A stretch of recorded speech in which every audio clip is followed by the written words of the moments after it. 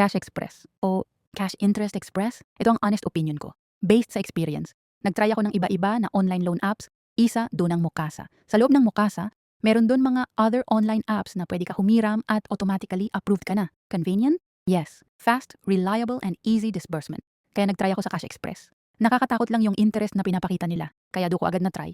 Pero since first time user ako ng Cash Express, may promo si Cash Express na minimal fee sa first 7 days.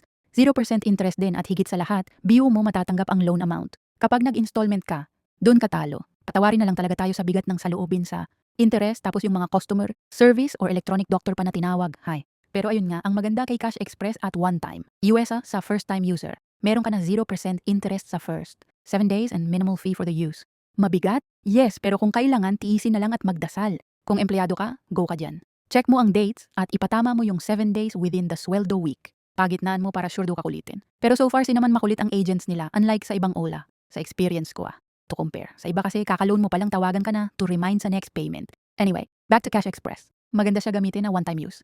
Avail mo yung 0% pero siguraduhin mo na may pambayad ka within 7 days para sika mag-installment at pumalo ng todo ang interest. Wala din love call from your electronic doctor.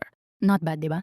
Kung kailangan, why not? Huwag ka uutang sa OLA kung walang aasahan na pera. May OLA na ng gugulo at akala mo tagapagmana ang mga electronic doctor or mga taga-singil nila. So, final, Cash Express is good kapag one-time use. At na-avail mo within 7 days yung 0% interest.